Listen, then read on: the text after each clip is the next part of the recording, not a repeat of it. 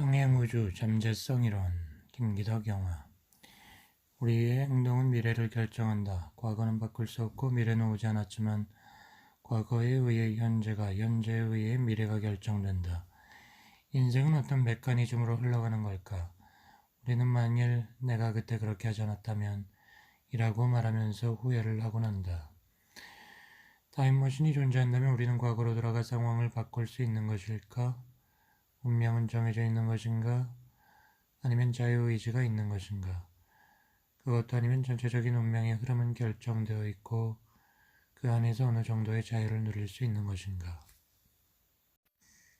잠재성 이론에 대하여 들레즈의 잠재성 이론은 라이프니츠의 모나드 이론에서 시작된다. 모나드는 짱이 없다는 말이 있다. 모나드라는 것은 각 삶의 프로그램이라고 말할 수 있다. 짱이 없다는 것은 한 프로그램은 완결되어 외부의 개입을 받지 않는다는 의미이다. 그런데 세상은 무수한 개인의 프로그램들이 얽혀 돌아간다. 각각의 카르마에는 짱이 없으므로 각자 제 갈 길로 가야 하는데도 실제로는 따로 움직이지 않고 같이 돌아가는 것이 세상이다. 나의 모나드와 그녀의 모나드가 어우러져 관계를 맺어가면서 작용하는 것이다.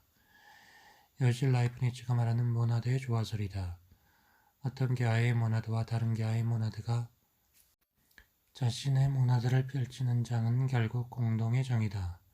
그것이 세상이다. 각 개인의 프로그램이 서로 얽히는 것. 그것이 세상의 드라마다. 그것을 불교에서는 인과법, 인연법으로 해석해서 전생의 얽힘이 카르마가 되어 다음 생의 조건으로 작용한다고 본다. 들레즈의 잠재성 개념은 가능성과는 다르다.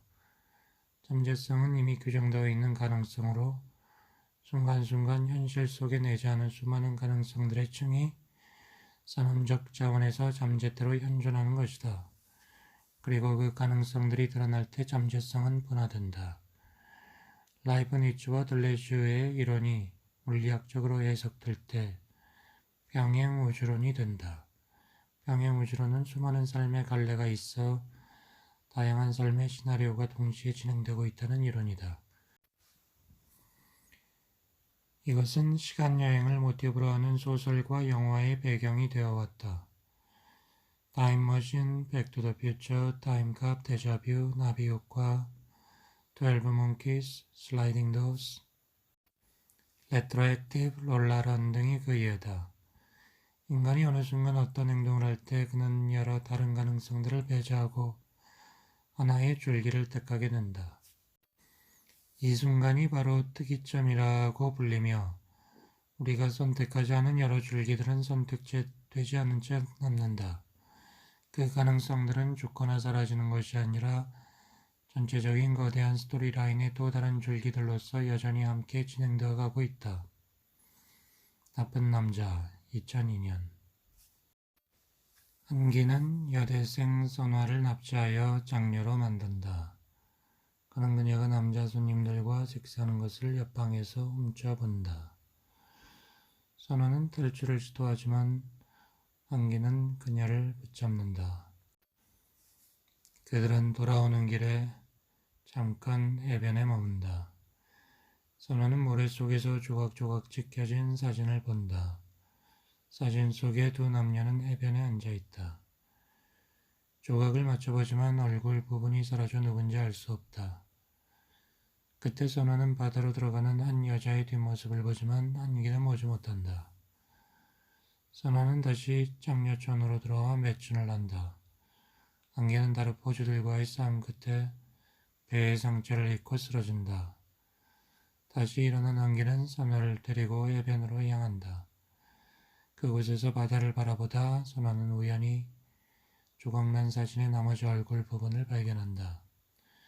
그것은 바로 한기와 선화 그들이었다. 영화에는 기이한 장면들이 몇몇 있는데 한기가 도망친 선화를 붙잡아 같이 해변으로 갔을 때도 그중 하나다. 그때 선화는 한 여자가 바다로 들어가는 것을 본다. 나중에 밝혀지지만 그 여자는 바로 자신이었다. 그것은 차라리 죽고 싶다는 선화의 내면을 영상화한 것이다. 또는 실제로 죽음을 택한 선화 인생의 한 갈래이기도 하다. 선호가 모래속에서 발견한 조각난 사진도 기이하다. 그 사진을 발견한 최초의 시점은 선호가 탈출했다가 안개에게 잡혀 창녀촌으로 돌아오던 때다. 사진에 나온 남녀의 의상은 훗날 안개가 상처를 입고 선호와 다시 해변에 갔을 때 입었던 의상이다. 시간이 뒤바뀐 것이다. 미래의 상황이 사진에 찍혀 과거에 보였던 것이다. 조각난 두 사람의 타자화된 사진. 그것은 바로 그들 자신의 미래의 모습이었다. 시간이 메비우스의 띠처럼 얽혀 있다. 조각난 삶의 갈래들이 있다. 첫 번째 갈래는 전체적인 블러 속에 그려지는 한기와 선화의 삶이다.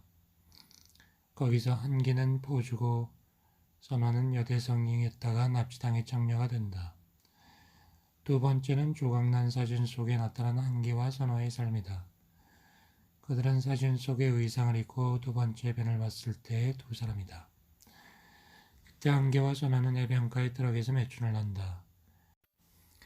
그의 삶의 갈래를 선화가 사진에서 발견했던 것이다. 세 번째는 바다로 들어가 스스로 죽음을 선택하는 선화의 삶이다. 선화는 지겨운 삶을 거부하고 자살을 했던 것이다. 우리의 삶은 수없이 존재하는 잠재성의 갈래들 중 하나를 택하는 선택의 연속이다. 영화에서 표현한 삶의 여러 갈래들은 그러한 잠재성의 볏줄 혹은 전생의 다양한 삶의 양태로 볼 수 있을 것이다. 빈집. 대석은 여기저기 돌아다니며 주인 없는 집에 들어가 사는 떠돌이다. 어느 날 한 집에서 대석은 남편에게 학대당하는 여자 선화를 보고 그녀를 사랑하게 된다. 그러던 중 그녀의 남편에게 발각돼 유치장에 갇힌다. 그는 경찰들에게 난감한 존재다. 신속하고 교묘한 움직임으로 어느 순간 사람들의 시야에서 사라져버리기 때문이다. 그는 유치장에서 나와 선화의 집으로 향한다. 그러나 선화와는 달리 그녀를 학대하는 남편의 눈에 대석의 존재는 보이지 않는다. 그는 그곳에서 선화에게는 존재하되 남편에게는 존재하지 않는 존재로 살아가게 된다. 이 영화도 잠재성 이론으로 해석할 수 있다. 주인공 대석은 어떤 존재인가? 그는 존재하면서도 존재하지 않는다.